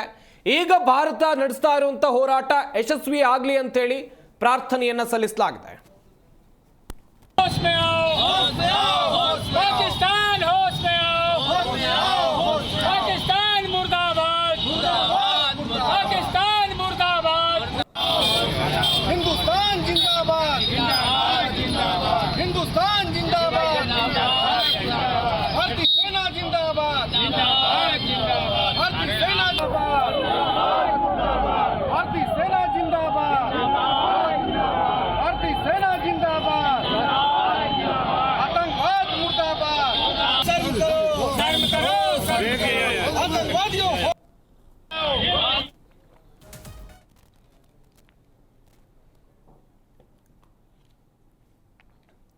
ದೇವಸ್ಥಾನ, ಮಸೀದಿ, ಮಂದಿರ ಎಲ್ಲ ಕಡೆಯಲ್ಲೂ ಕೂಡ ಪ್ರಾರ್ಥನೆ ಆಗ್ತಾ ಇದೆ. ಆಪರೇಷನ್ ಸಿಂಧೂರ ಯಶಸ್ವಿಯಾಗಿದೆ. ಇನ್ನೊಂದು ಕಡೆಯಲ್ಲಿ ಭಾರತೀಯ ಸೈನಿಕರು ನಡೆಸ್ತಾ ಇರುವಂತಹ ಹೋರಾಟ ಶತ್ರುಗಳ ವಿರುದ್ಧ, ಶತ್ರು ಸಂಹಾರಕ್ಕಾಗಿ, ಭಯೋತ್ಪಾದಕರ ವಿರುದ್ಧ ನಡೆಸ್ತಾ ಇರುವಂತಹ ಹೋರಾಟಕ್ಕೆ ಜಯವಾಗಲಿ ಅಂತೇಳಿ ಪ್ರಾರ್ಥನೆಯನ್ನ ಸಲ್ಲಿಸಲಾಗ್ತಾ ಇದೆ. ಚರ್ಚೆಯನ್ನ ಮಾಡ್ತಾ ಇದ್ವಿ ಆಗ್ಲೇ ಸರ್, ಆಗ್ಲೇ ಒಂದಷ್ಟು ಮಾಹಿತಿಗಳನ್ನ ಕೊಡ್ತಾ ಇದ್ರಿ. ಈಗ ದೇಶಾದ್ಯಂತ ಪ್ರಾರ್ಥನೆಗಳನ್ನ ಸಲ್ಲಿಸ್ತಾ ಇದ್ದಾರೆ, ನೀವು ಕೂಡ ನೋಡಿದ್ರಿ ಅನ್ಕೊಳ್ತೀನಿ. ಇನ್ನೊಂದು ಕಡೆಯಲ್ಲಿ ಪಾಕಿಸ್ತಾನದ ಸರ್ಕಾರದ ಪರಿಸ್ಥಿತಿ ಆಗಿರಬಹುದು, ಅಲ್ಲಿನ ಸೇನಾ ವ್ಯವಸ್ಥೆಗಳ ಕುರಿತು ನೀವು ಆಗ್ಲೇ ತುಂಬಾ ಚೆನ್ನಾಗಿ ಹೇಳ್ತಾ ಇದ್ರಿ. ಅದನ್ನೇ ಮುಂದುವರಿಸ್ತಾ ಹೋಗೋದಾದ್ರೆ ಸರ್, ಪಾಕಿಸ್ತಾನದ ವ್ಯವಸ್ಥೆ ಸೈನಿಕ ಎಸ್ ಆಗ ಅಲ್ಲಿನ ಸರ್ಕಾರ ಏನಾಗಿತ್ತು, ಅಲ್ಲಿ ಏನು ಅರಾಜಕತೆ ಸೃಷ್ಟಿ ಆಗಿತ್ತು ಅದ್ರ ಕುರಿತಂತೆ ಹೇಳ್ತಾ ಇದ್ರಿ ನೀವು ಕೂಡ. ಪಾಕಿಸ್ತಾನದಲ್ಲಿ ಕಳೆದ 15 ವರ್ಷದಿಂದ ಅರಾಜಕತೆನೇ ಇದೆ. ಹೌದು ಹೌದು. ಅಲ್ಲಿ ಡೀಪ್ ಸ್ಟೇಟ್ ಏನಿದೆ, ಡೀಪ್ ಸ್ಟೇಟಲ್ಲಿ ಪಾಕಿಸ್ತಾನ ಆರ್ಮಿ, ಮೌಲಾನಾ, ಉಗ್ರರು ಬರ್ತಾರೆ. ಇವರು ಆಡಳಿತನ ಹಿಂಬದಿಯಲ್ಲಿ ನಿಂತ್ಕೊಂಡು ನಡೆಸ್ತಾರೆ. ಮೊದಲಿಗೆ ನೋಡಿ, ಪಾಕಿಸ್ತಾನದ ಚರಿತ್ರೆನೇ ರಕ್ತಸಿಕ್ತ. ಅವ್ರ ಮೊದಲನೇ ಪ್ರೈಮ್ ಮಿನಿಸ್ಟರ್ ಲಿಯಾಖತ್ ಅಲಿ ಖಾನ್ ಅವ್ರನ್ನ ಮರ್ಡರ್ ಮಾಡಿದ್ರು. ಅದಾದಮೇಲೆ ಬುಟ್ಟೋಗೆ ನೇಣು ಹಾಕಿದ್ರು ಒಂದು ಮರ್ಡರ್ ಕೇಸಲ್ಲಿ, ಅವನ್ನ ಕನ್ವಿಕ್ಟ್ ಮಾಡಿ. ಅದಾದಮೇಲೆ ಬೆನಜೀರ್ ಭುಟ್ಟೋನ ಟೆರರಿಸ್ಟ್ ಕೊಂದಾಕಿದ್ರು. ಅದಾದಮೇಲೆ ಜಿಯಾವುಲ್ ಹಕ್ನ ಏರ್ ಕ್ರ್ಯಾಶ್ ಮಾಡಿ ಕೊಂದಾಕಿದ್ರು. ಮುಷರಫ್ನ ಜೈಲ್ಗೆ ಹಾಕೋ ಇದರಲ್ಲಿ ಅವ್ನು ಓಡಿಸ್ಬಿಟ್ರು. ಈಗ ಹಿಂದೆ ಪ್ರೈಮ್ ಮಿನಿಸ್ಟರ್ ಆಗಿದ್ದ ನವಾಜ್ ಶರೀಫ್ ಮೇಲೆ ಕೇಸಿದೆ. ಅವರು ಇಂಗ್ಲೆಂಡ್ಗೆ ಹೋಗಿ ಇಂಗ್ಲೆಂಡಲ್ಲಿ ಇರ್ತಾರೆ. ಈಗ ಇದಕ್ಕಿಂತ ಪ್ರೈಮ್ ಮಿನಿಸ್ಟರ್ ಆಗಿದ್ದ ಇಮ್ರಾನ್ ಖಾನ್ ಜೈಲಲ್ಲಿದ್ದಾನೆ. ಸೊ ಪಾಕಿಸ್ತಾನ ಎಲ್ಲ ಸಮಯದಲ್ಲೂ ಅರಾಜಕತೆಯಲ್ಲೇ ಸಮಯ ಕಳೀತಾ ಇದೆ. ಏನು ಡೀಪ್ ಸ್ಟೇಟು ಆಡಳಿತ ನಡೆಸ್ತಾ ಇದೆ. ಇದು ನಮಗೆ ದೊಡ್ಡ ಸಮಸ್ಯೆ. ನೀವು ಯುದ್ಧದ ಅವರ ಶಕ್ತಿ, ನಮ್ಮ ಶಕ್ತಿ, ನಾವು ನಮ್ಮ ಪರಾಕ್ರಮ ಎಲ್ಲ ಹೇಳಿದ್ರೆ, ನಮಗೆ ಪಾಕಿಸ್ತಾನನ ಸೋಲ್ಸೋಕ್ಕೆ ಈಗ ಪರಾಕ್ರಮ, ಯುದ್ಧ ಸಾಮಗ್ರಿ ಎಲ್ಲ ಚೆನ್ನಾಗಿದೆ. ಇಂಥ ಅರಾಜಕತೆಯಿಂದ ಇರೋ ದೇಶನ ಹೆಂಗೆ ನಾವು ನಿಯಂತ್ರಣಕ್ಕೆ ತರಬೇಕು? ಇದು ದೊಡ್ಡ ಸಮಸ್ಯೆ, ಇದು ಗಂಭೀರವಾದ ಸಮಸ್ಯೆ. ಜೊತೆಗೆ ಅವರು ಅಷ್ಟು ಬೇಜವಾಬ್ದಾರಿ ದೇಶದಲ್ಲಿ ಅಣ್ವಸ್ತ್ರ ಇದೆ. ಇದು ಎಲ್ಲಕ್ಕಿಂತ ದೊಡ್ಡ ಗಂಡಾಂತರ. ವಿಶ್ವದ ಎಲ್ಲ ದೇಶಗಳಿಗೂ ಇದರ ಬಗ್ಗೆ ಇದಿದೆ. ಅದ್ರ ಜೊತೆಗೆ ಇವಾಗ ನನಗೆ ಒಂದು ಸ್ವಲ್ಪ ಅನ್ನಿಸ್ತಾ ಇರೋದು ಅಂದರೆ, ಕೆಲವು ವಿಶ್ವದ ಎಸ್ಪೆಷಲಿ ವೆಸ್ಟರ್ನ್ ಪಾಶ್ಚಿಮಾತ್ಯ ಯುದ್ಧ ಸಾಮಗ್ರಿನ ಅದೊಂದು ದೊಡ್ಡ ಮೆಗಾ, ಅದಕ್ಕೇನು ಹೇಳೋದು, ಅವರು ಒಂಥರ ಗ್ಯಾಂಗ್ಸ್ಟರ್ ಇದ್ದಂಗೆ. ಈಗ ನಮಗೆ ರಫೇಲ್ ಬಂದಿದೆ. ಆ ರಫೇಲ್ದು ಅವರು ಈ ಯುದ್ಧದಲ್ಲಿ ಎಲ್ಲೂ ಇದುವರೆಗೂ ಇದಾಗಿಲ್ಲ. ಈಗ ನಾವು ಉಪಯೋಗಿಸ್ತಾ ಇದ್ದೀವಿ. ಅದನ್ನು ಇಡೀ ಪ್ರಪಂಚದ ಎಂಥದ್ದು ಡಿಫೆನ್ಸ್ ಪ್ರೊಡಕ್ಷನ್ ಇಂಡಸ್ಟ್ರಿ ಅದನ್ನು ವಾಚ್ ಮಾಡುತ್ತೆ. ಯಾಕೆಂದರೆ ನಾವು ರಫೇಲ್ ತೊಗೊಂಡಾಗ ಅದ್ರ ಜೊತೆಗೆ ಇನ್ನು 3 ಏರ್ಕ್ರಾಫ್ಟು ಕಾಂಪಿಟೇಷನ್ ಇದ್ದು. ಸ್ವೀಡನ್ದೊಂದು, ಆಮೇಲೆ ಅಮೆರಿಕದ್ದು F-35 ಅಲ್ಲ, F-16 ಆಯಿತು. ರಷ್ಯಾದ್ದು Su-35. ಈ 3 ಏರ್ಕ್ರಾಫ್ಟ್, ಇದು ರಫೇಲು ಸೇರಿ 4 ಏರ್ಕ್ರಾಫ್ಟು ನಾವು ಪರೀಕ್ಷಿಸಿ ಒಂದಕ್ಕೆ ಹೋದ್ವಿ. ಸೊ ಇದು ದೊಡ್ಡ, ಇದಕ್ಕೆಷ್ಟು 64,000 ಕೋಟಿ, ಈಗ 36 ಏರ್ಕ್ರಾಫ್ಟ್ ಸ್ಕ್ವಾಡ್ರನ್. ಸೊ ಇದು ದೊಡ್ಡ ಇಂಡಸ್ಟ್ರಿ, ದೊಡ್ಡ ಮೊತ್ತದ ಹಣ. ಸೊ ಈ ಏರ್ಕ್ರಾಫ್ಟ್ ಹೇಗೆ ಪರ್ಫಾರ್ಮ್ ಮಾಡುತ್ತೆ? ಈಗೇನೋ ಒಂದು ಏರ್ಕ್ರಾಫ್ಟ್ ಬಿದ್ದೋಗ್ಬಿಟ್ರೆ ಅದು ಅವ್ರಿಗೆ ಹಿನ್ನಡೆ, ನಮಗೂ ದೊಡ್ಡ ಹಿನ್ನಡೆ. ಸೊ ಅದು ನನ್ನ ಒಳಗಡೆ ಏನು ಹೇಳಿದೆ, ಏನಾದರೂ ಇವ್ರು ವಾಚ್ ಮಾಡ್ತಾವ್ರೆ. ಯಾಕೆ ಟ್ರಂಪ್ ನೋಡಿದ್ರೆ ಮೊದಲೇ ಒಂದು ಹೇಳಿದ್ರು, ನೆನ್ನೆ ಹೇಳಿದ್ದಾರೆ, ಅದು ಆಂತರಿಕವಾಗಿ ಅವರವರೇ ಬಗೆಹರಿಸ್ಕೊಳ್ಳಿ. It's very bad.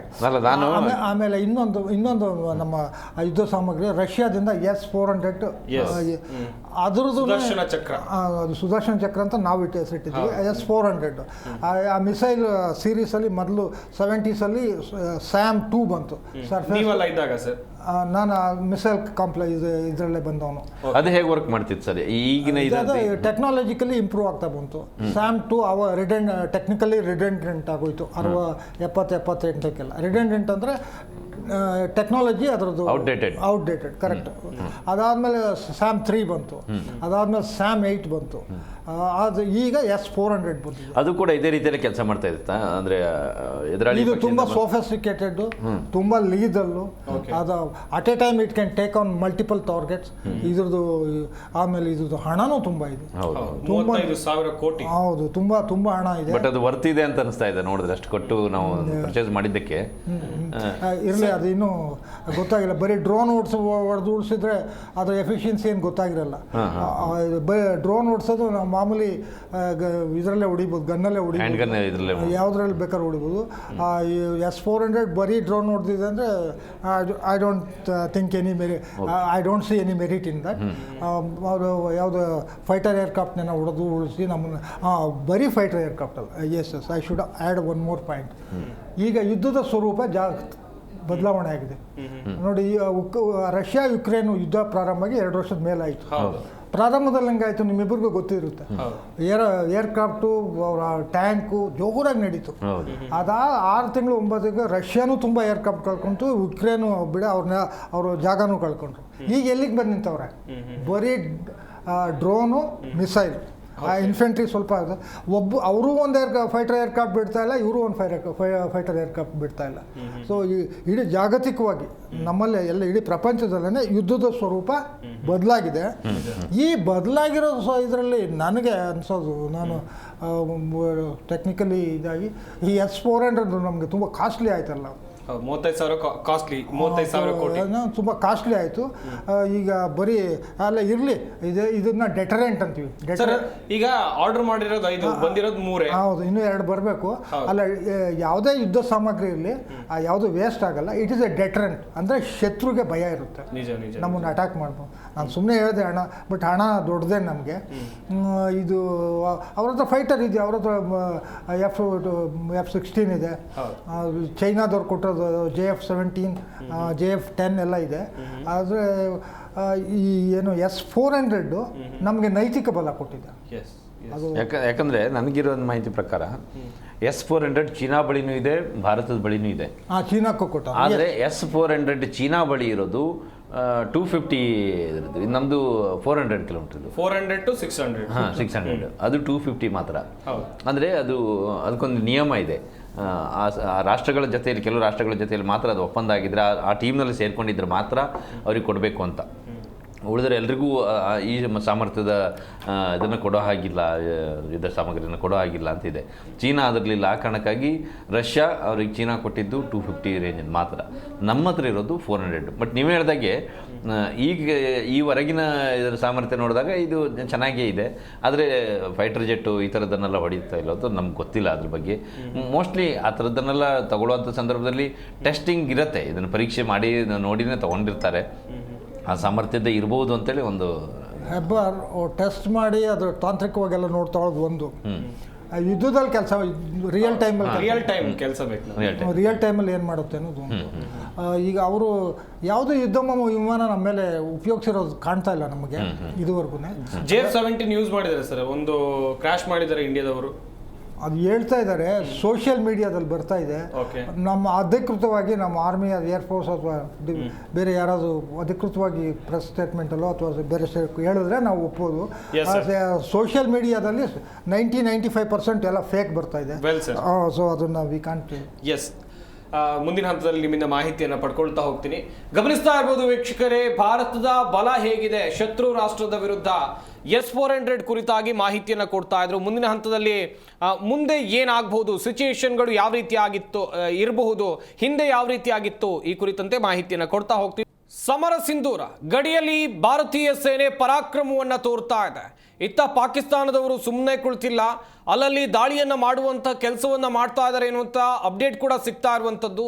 ಈ ನಡುವೆ ನಿನ್ನೆ 15 ಭಾರತದ ನಗರಗಳನ್ನು ರಕ್ಷಣೆ ಮಾಡಿದಂಥ S-400 ಕುರಿತಾಗಿ ನಾವು ಮಾತುಕತೆಯನ್ನು ನಡೆಸ್ತಾ ಇದ್ವಿ, ಚರ್ಚೆಯನ್ನು ಮಾಡ್ತಾ ಇದ್ವಿ. 35,000 ಕೋಟಿ ಕೊಟ್ಟು ರಷ್ಯಾದಿಂದ ಅದನ್ನು ಯಾಕೆ ಭಾರತ ತೆಗೆದುಕೊಳ್ತು, ಭಾರತ ತೆಗೆದುಕೊಳ್ಳುವಂಥ ಸಂದರ್ಭದಲ್ಲಿ ಏನೆಲ್ಲ ಆಯಿತು, ಇದೇ ವಿಚಾರದ ಕುರಿತು ಮುಂದಿನ ಹಂತದಲ್ಲಿ ಮಾಹಿತಿಯನ್ನು ಕೊಡ್ತಾ ಹೋಗ್ತೀವಿ. ಸರ್, ಆಗಲೇ ಹೇಳ್ತಾ ಇದ್ರಿ S-400ನ ಕೆಪಾಸಿಟಿ ಏನು, ಯಾವ ರೀತಿಯಾಗಿ ವರ್ಕ್ ಆಗುತ್ತೆ ಎನ್ನುವಂಥದ್ದಾಗಿ. ಈ ಡೀಲ್ಗೆ 2018ರಲ್ಲಿ ಈ ಡೀಲ್ಗೆ ರಷ್ಯಾದೊಂದಿಗೆ ಭಾರತ ಸಹಿಯನ್ನು ಮಾಡಿದಂಥ ಸಂದರ್ಭದಲ್ಲಿ ಅಮೆರಿಕ ಕೂಡ ಭಾರತಕ್ಕೆ ಥ್ರೆಟ್ ಮಾಡಿತ್ತು ಎನ್ನುವಂಥ ವಿಚಾರ ನಿಜನಾ ಸರ್ ಇದು? ಖಂಡಿತ. ಇದು ಅತ್ಯಾಧುನಿಕ ಏರ್ ಡಿಫೆನ್ಸ್ ಅಂದರೆ ಆಕಾಶದಿಂದ ನಮ್ಮ ಮೇಲೆ ಬರೋದು. ಅದು ವಿಮಾನ ಆಗಿರ್ಬೋದು, ಮಿಸೈಲ್ ಆಗಿರ್ಬೋದು. ಈಗಿನ ಪರಿಸ್ಥಿತಿ ನನ್ನ ಪ್ರಕಾರ ಮಿಸೈಲೇ ದೊಡ್ಡ ಥ್ರೆಟ್. ಏರ್ಕ್ರಾಫ್ಟ್ನ ಮಿಸೈಲು ದೊಡ್ಡ ಥ್ರೆಟ್ಟು. ಇದು ಟಾರ್ಗೆಟ್ನ ಇದೇ ಐಡೆಂಟಿಫೈ ಮಾಡುತ್ತೆ, ಇದೇ ಹೊಡೆಯುತ್ತೆ. ಇದು ಟಾರ್ಗೆಟ್ ಇನ್ನೂ 400 ಕಿಲೋಮೀಟರ್ ಇದ್ದಂಗೆ ಇದು ಟ್ರ್ಯಾಕ್ ಮಾಡಿ ಆಮೇಲೆ ಈ takes on multiple targets at a time. ಹಂಗಂದರೆ ಒಂದೇ ಸಾರಿ ಸಾಕಷ್ಟು ಟಾರ್ಗೆಟ್ಗಳಿಗೆ ಅದೇ ಇಂಥದ್ದು ಟಾರ್ಗೆಟ್ನ ಹೋಗಿ ಹಿಟ್ ಮಾಡುತ್ತೆ. ಸೊ ಇದು ತುಂಬ ಅತ್ಯಾಧುನಿಕ. ಸೊ ಅಮೆರಿಕ ಏನಕ್ಕೆ ಅಂದರೆ ಅವರು ಏನು ಹೊಸ ಯಾವುದು F-35 16 ಆದಮೇಲೆ ಆ ಏರ್ಕ್ರಾಫ್ಟ್ಗಳೆಲ್ಲ ಇದ್ರ ಮೇಲೆ ಆರೋಗಕ್ಕಾಗಲ್ಲ. ಇದು ಈ ಎಲ್ಲೆಲ್ಲಿ ಏನು S-400 ಇದೆ ಅದು ಹೊಡೆದಾಕ್ಬಿಡುತ್ತೆ ಅದು. ಆಮೇಲೆ ಪಾಕಿಸ್ತಾನದಲ್ಲಿ F-16 ಇದೆಯಲ್ಲ, ಭಾರತದ ಮೇಲೆ ಇದ್ದಾಗ ಅದು ಹೊಡೆದಾಕ್ಬಿಟ್ರೆ ಅಮೆರಿಕನ್ ಏವಿಯೇಷನ್ ಇಂಡಸ್ಟ್ರಿಗೆ ಪೆಟ್ಟು ಬೀಳುತ್ತೆ. ಅದು ಒಂದು. ಆಮೇಲೆ ನನಗನ್ಸುತ್ತೆ ಈಗ ಸುಮ್ಮನೆ ಎಲ್ಲರೂ ವೆಸ್ಟರ್ನರ್ಸು ಅಮೆರಿಕ ಎಲ್ಲ ಸುಮ್ಮನೆ ಇರೋದು ಈ ಯುದ್ಧ ಸಾಮಗ್ರಿಗಳು ಸ್ವಲ್ಪ ನೋಡೋಣ ಅಂತ ಇದ್ದಾರೋ ಏನೋ ಅನ್ಸುತ್ತೆ ನನಗೆ. ಯಾಕೆ ಇಷ್ಟು ಏನು ಅಮೆರಿಕ ಟ್ರಂಪ್ ನೋಡಿದ್ರೆ ಆಗ ಮಾತಾಡ್ತಾರೆ, ರಷ್ಯಾದವ್ರು ನಮ್ಮ ಹಿಂದೆ ಇದ್ದಾರೆ, ಅವ್ರದ್ದೇನಿಲ್ಲ. ಯುರೋಪ್ನವ್ರು ಮಾತಾಡಬೇಕಾಯ್ತು, ಯಾರು ಏನು ಮಾತಾಡ್ತಾ ಇಲ್ಲ. ಅದ್ರ ಜೊತೆಗೆ ರಫೇಲ್ದು ಒಂದು ಟೆಸ್ಟಿಂಗು, ರಫೇಲ್ದು ಏನಕ್ಕೆ ಅಂದರೆ ಕಾಂಪಿಟೇಟರ್ಸ್ ಇದ್ದರು. ಇಲ್ಲಿ ರಫೇಲ್ ಫೇಲ್ ಆಗಿಬಿಟ್ರೆ ಇನ್ನು ಬೇರೆ ಯಾವುದೋ ದೇಶ ರಫೇಲ್ ತಗೋಬೇಕು ಅನ್ನೋದು ಡ್ರಾಪ್ ಮಾಡ್ಬೋದು. ಅದ್ರ ಜೊತೆಗೆ ನಮ್ಮದು ಒಂದು ಏರ್ಕ್ರಾಫ್ಟ್ ಇದೆ ಸ್ವದೇಶಿ, ಯಾವುದು ತೇಜಸ್ನ ಡೆವಲಪ್ ಮಾಡಿದ್ದೀವಿ, ಅದಕ್ಕೂ ವಿದೇಶಿ ಕಸ್ಟಮರ್ಸ್ ಇದ್ದಾರೆ. ಸೊ ಅದು ಈಗ ಸದ್ಯಕ್ಕೆ ಪಿಕ್ಚರಲ್ಲಿ ಬಂದಿಲ್ಲ, ಬಟ್ ಅದು ಆರ್ಕ್ ಏನು ನಮ್ಮ ಈಗ ಎಂಥದ್ದು ಡಿಸ್ಟರ್ಬ್ ಏರಿಯಾ ಇದೆ, ಇದರಲ್ಲಿ 2 ಸ್ಕ್ವಾಡ್ರನ್ ಏನೋ ಇದೆ. ಒಂದು ರೀತಿಯಲ್ಲಿ ಯುದ್ಧ ಸಾಮಗ್ರಿಗಳ ಟೆಸ್ಟಿಂಗ್. ಅದು ಬೇರೆ ದೇಶಗಳಿಗೆ ಯುಕ್ರೇನ್ ಮತ್ತೆ ರಷ್ಯಾ ನಡುವೆ ಯುದ್ಧ ಆದಂಥ ಸಂದರ್ಭದಲ್ಲಿ ಕೂಡ ಇಂಥದನ್ನ ಬಹಳಷ್ಟು ಜನ ಗಮನಿಸಿದ್ದಾರೆ. ಅಲ್ಲಿ ಏನೇನು ಬಳಕೆ ಆಗಿದೆ, ಯಾವ ಸಕ್ಸಸ್ ಆಯಿತು, ಯುಕ್ರೇನ್ ಕಡೆಗೆ ಅವರ ಮಿತ್ರ ರಾಷ್ಟ್ರಗಳ ತಂದು ಕೊಟ್ಟಿದ್ದ ಸಾಮಗ್ರಿಗಳು ಎಷ್ಟು ಮಟ್ಟಿಗೆ ಸಕ್ಸಸ್ ಆಯಿತು ರಷ್ಯಾ ಎದುರುಗಡೆ, ಇದೆಲ್ಲವನ್ನು ಕೂಡ ಗಮನಿಸಿದ್ದಾರೆ. ಹಾಗಾಗಿ ರಷ್ಯಾವು ಕೂಡ ವಿಶ್ವಾಸದಲ್ಲಿದೆ, ತಮ್ಮ ಯುದ್ಧ ಸಾಮಗ್ರಿಗಳು ಒಂದಷ್ಟು ಯಶಸ್ವಿ ಆಗಿದೆ ಅಂತೇಳಿ ರಷ್ಯಾ ಕೂಡ ವಿಶ್ವಾಸದಲ್ಲಿದೆ. ಈಗ ಭಾರತನೂ ಕೂಡ ಅದೇ ಒಂದು ವಿಶ್ವಾಸದಲ್ಲಿದೆ.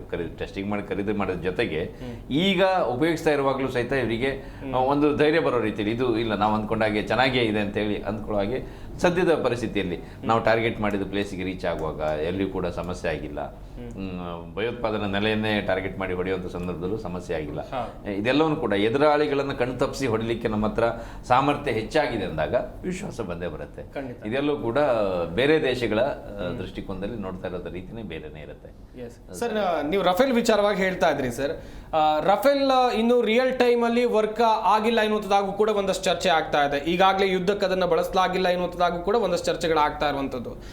ಆದರೂ ಕೂಡ ಭಾರತ ಎಡಿಷನಲ್ ಆರ್ಡರ್ ಅಂತ ಹೇಳಿದ್ರೆ ಇನ್ನೂ ಹೆಚ್ಚುವರಿ ಆರ್ಡರ್ ಅನ್ನ ಕೊಟ್ಟಿದೆಯಲ್ಲ ಸರ್, ಇದು ಯಾಕೆ ಅಂತೇಳಿ ನೋಡಿ. ಇದು ನಾವು ಒಂದು ಕಾರ್ನೋ ಫ್ರಿಡ್ಜ್ನೋ ತೊಗೊಳಕ್ಕಾಗಲ್ಲ. ಇದು ವರ್ಷಗಟ್ಟಲೆ ನಾವು ಟೆಸ್ಟಿಂಗ್ ಮಾಡಬೇಕು, ಅವರು ಮ್ಯಾನುಫ್ಯಾಕ್ಚರಿಂಗು ಟೈಮ್ ತೊಗೊಳ್ತಾರೆ. ಸೊ ನಾವು ಒಂದೇ ಸಾರಿ ಕೊಡಿ ಅಂತ ಕೊಡಲ್ಲ.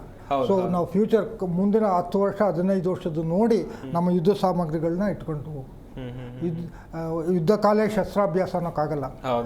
ಈಗ ಕೂಡ ನಮಗೆ ಶಾರ್ಟೇಜ್ ಇದೆ ಸ್ವಲ್ಪ. ಏನು MiG-21 ಸ್ಕ್ವಾಡ್ರನ್ ಏನಿದೆ ಅದು ಫೇಸ್ ಔಟ್ ಮಾಡಬೇಕು.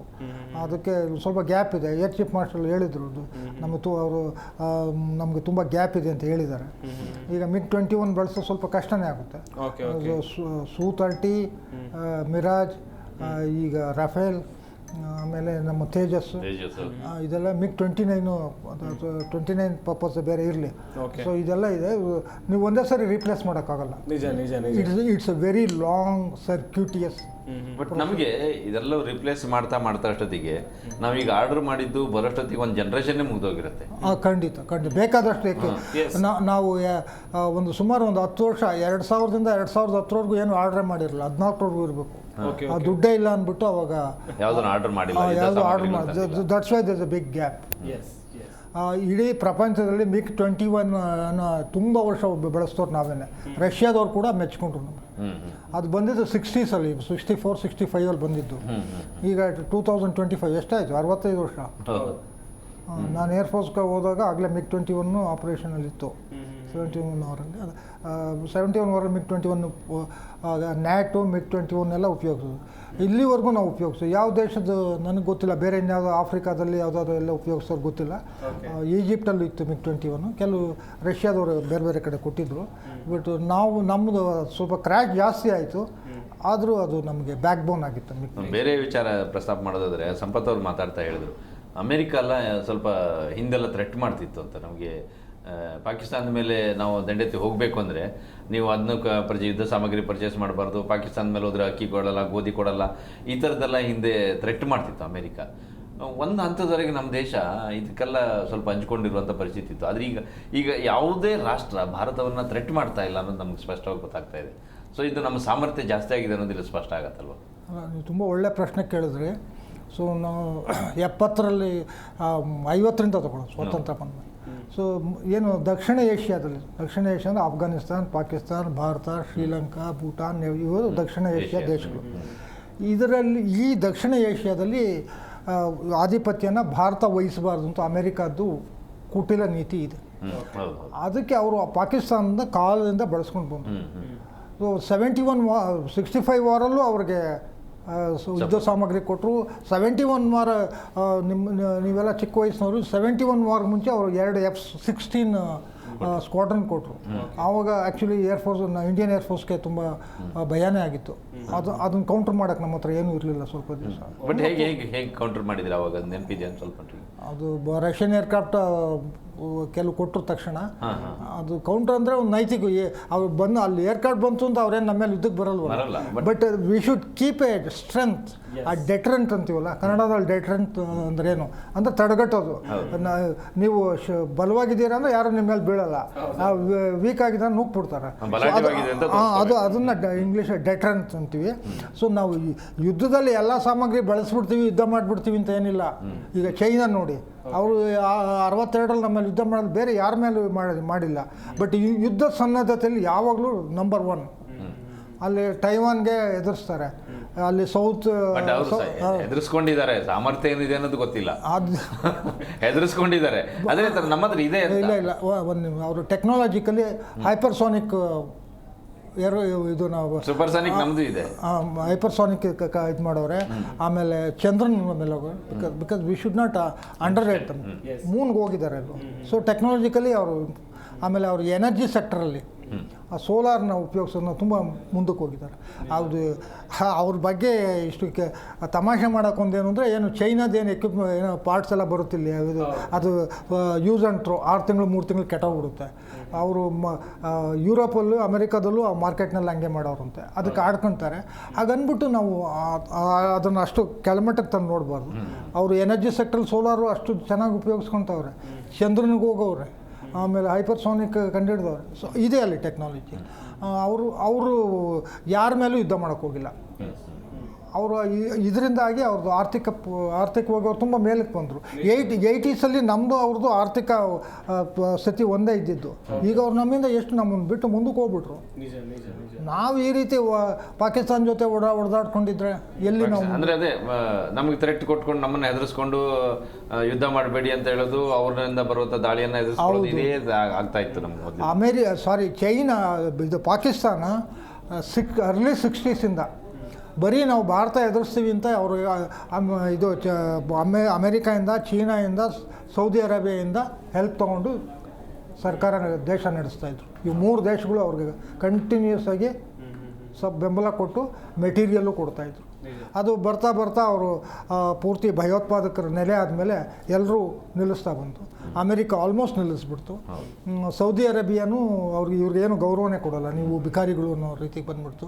ಇನ್ನು ಚೈನಾದ ಗೊತ್ತೇ ಇದೆ, ನಾನೇನು ಹೇಳೋದೇ ಬೇಕಲ್ಲ, ಇವ್ರನ್ನ ಸಾಲದಲ್ಲಿ ಮುಳುಗಿಸ್ಬಿಟ್ಟವ್ರೆ. ಈಗ ಅವ್ರಿಗೆ ಯಾವುದೂ ಬೆಂಬಲ ಇಲ್ಲ. ಈಗೇನು ಸದ್ಯಕ್ಕೆ ಯಾರು ನಾವು ನೋಡಿದಂಗೆ ಟರ್ಕಿ ಅದೇನೋ ಒಂದು ಸ್ವಲ್ಪ ಅದೆಲ್ಲ ಲಿಪ್ ಸಿಂಪತಿ ಅಂತೀವಲ್ಲ, ತುಟಿ. ಈಗ ನಮ್ಮನ್ನ ಯಾರು ಇನ್ನೊಂದು ಅಜರ್ಬೈಜಾನ್, ಅದನ್ನೇ ಅವರೇ ಸಾಯ್ತಾ ಇದ್ದಾರೆ. ಅದು ಸಣ್ಣ ದೇಶ. ಸರ್, ಈಗ IMF 1.3 ಬಿಲಿಯನ್ ಕೊಡೋಕೆ ನಿರ್ಧಾರ ಮಾಡಿದೆ ಎನ್ನುವಂಥದ್ದಾಗಿ ನಾನು ಸ್ಟುಡಿಯೋಗೆ ಬರೋಕ್ಕಿಂತ ಮುಂಚೆ ನೋಡಿದೆ. IMF ಕೊಡುತ್ತೆ ಅಂತ ಹೇಳಿದ್ರೆ ದೊಡ್ಡ ಮೊತ್ತ ಅಲ್ವಾ ಇದು ಅಂತೇಳಿ? ದೊಡ್ಡ ಮೊತ್ತ. ಅವ್ರಿಗೆ ಈಗ ನಮ್ಮ ಜೊತೆ ಘರ್ಷಣೆಗೆ ಇಳಿದೋದ್ರಿಂದ ಈ ಪರಿಸ್ಥಿತಿಲಿ ಅವ್ರಿಗೆ ಹಣ ಕೊಡಬಾರ್ದು ಅಂತ ನಾವು IMF ಮೇಲೆ ಒತ್ತಡ ತರಬೇಕು. ಬೇರೆ ದೇಶಗಳ ಮೇಲೂ ನಾವು ಒತ್ತಡ ತರಬೇಕು. ಅವ್ರಿಗೆ ಯಾವುದೇ ರೀತಿಯ ಹಣಕಾಸಿನ ಸಹಾಯ ಮಾಡಬೇಡಿ. ನಮ್ಮ ವಿದೇಶಾಂಗ ಇಲಾಖೆ ಈಗ ತುಂಬ ಚುರುಕಾಗಿ ಕೆಲಸ ಮಾಡಬೇಕು. ಅಂದರೆ ವಿದೇಶಾಂಗ ಇಲಾಖೆ ಚುರುಕಾಗಿ ಕೆಲಸ ಮಾಡ್ತಾ ಇದೆ. ನಿರಂತರವಾಗಿ ಬೇರೆ ಬೇರೆ ರಾಷ್ಟ್ರಗಳ ಜೊತೆ ಸಂಪರ್ಕದಲ್ಲಿದ್ದಾರೆ. ಅಂದರೆ ಈ ಯುದ್ಧದ ಸಂದರ್ಭ ಆಗಿರೋದ್ರಿಂದ ಇಂಥ ಟೈಮ್ನಲ್ಲಿ ಕೆಲವು ವಿಚಾರಗಳನ್ನು ಬಹಿರಂಗಪಡಿಸಲ್ಲ. ವಿಷಯ ಲೀಕ್ ಆಗಬಾರ್ದು ಅನ್ನೋ ಕಾರಣಕ್ಕಾಗಿ ಎಷ್ಟು ಬೇಕೋ ಅಷ್ಟನ್ನೇ ಹೇಳುವಂಥ ಕೆಲಸ ಆಗ್ತಾ ಇದೆ. ಯಾಕಂದರೆ ನಾವು ಇತ್ತೀಚಿನ ದಿನಗಳಲ್ಲಿ ನೋಡಿದಾಗ, ಜಯಶಂಕರ್ ಅವ್ರನ್ನ ನೋಡಿದಾಗ ತುಂಬ ಆ್ಯಕ್ಟಿವ್ ಆಗಿ ಕೆಲಸ ಮಾಡ್ತಾ ಇದ್ದಾರೆ. ಈ ಟೈಮ್ನಲ್ಲಂತೂ ಇನ್ನೂ ಆ್ಯಕ್ಟಿವ್ ಆಗಿ ಕೆಲಸ ಮಾಡ್ತಿರ್ತಾರೆ. ಎಲ್ಲೆಲ್ಲಿ ಏನೇನು ಅವರಿಗೆ ಹಿನ್ನಡೆ ಮಾಡಬೇಕು. ಯಾಕಂದರೆ ನೀರನ್ನು ನಿಲ್ಲಿಸಿ ಡ್ಯಾಮ್ ತುಂಬಿದ ಮೇಲೆ ಅದನ್ನು ಒಟ್ಟಿಗೆ ಬಿಡುವಂಥದ್ರ ಬಗ್ಗೆನೇ ಯೋಚನೆ ಮಾಡೋರು. ಇಂಥ ವಿಚಾರ ಬಂದಾಗ ಖಂಡಿತವಾಗಿಯೂ ಬೇರೆ ಬೇರೆ ವಿಚಾರದಲ್ಲಿ ಒತ್ತಡ ಇರೋಂಥ ಕೆಲಸ ಆಗುತ್ತೆ ಅಂತ ನನಗನ್ಸ ಮಾಡ್ತಿದ್ದಾರೆ ಅಂತಲೂ ನನಗಂತೂ ಫೀಲ್ ಆಗುತ್ತಪ್ಪ. ವೆಲ್ ಇಷ್ಟೊತ್ತು ನಮ್ಮ ಸ್ಟುಡಿಯೋದಲ್ಲಿ ಭಾಗಿಯಾಗಿ ಸಾಕಷ್ಟು ಮಾಹಿತಿಯನ್ನು ಕೊಟ್ಟಿದ್ದಕ್ಕಾಗಿ ಸರ್ ಧನ್ಯವಾದಗಳು ನಿಮಗೆ. ಜನಾರ್ದನ್, ನಿಮಗೂ ಕೂಡ ಧನ್ಯವಾದಗಳು. ನೋಡಿದ್ರಲ್ಲ ವೀಕ್ಷಕರೇ, ಒಂದು ಕಡೆಯಲ್ಲಿ ಭಾರತದ ತಯಾರಿ ಹೇಗಿದೆ ಅಂತೇಳಿ, ಭಾರತದಲ್ಲಿರುವಂಥ ಶಸ್ತ್ರಗಳ ವಿಚಾರವಾಗೂ ಕೂಡ ಮಾತನಾಡಿದ್ವಿ. ಮುಂದೆ ಏನಾದರೂ ನಮಗೆ ಪಾಕಿಸ್ತಾನ ಡ್ಯಾಮೇಜ್ ಮಾಡೋಕ್ಕೆ ಬಂದರೆ ಅವರೇ ಇಲ್ಲದಂತೆ ಮಾಡುವಂಥ ಶಸ್ತ್ರಗಳು ಕೂಡ ಭಾರತದ ಬಳಿಯಲ್ಲಿ ಇವೆ. ಇದಾಗಿತ್ತು ಇವತ್ತಿನ ವಿಶೇಷ ಕಾರ್ಯಕ್ರಮ. ನೋಡ್ತಾ ಇರಿ ಜಿ ಕನ್ನಡ ನ್ಯೂಸ್, ಸತ್ಯವೇ ಸುದ್ದಿಯ ಜೀವಾಳ.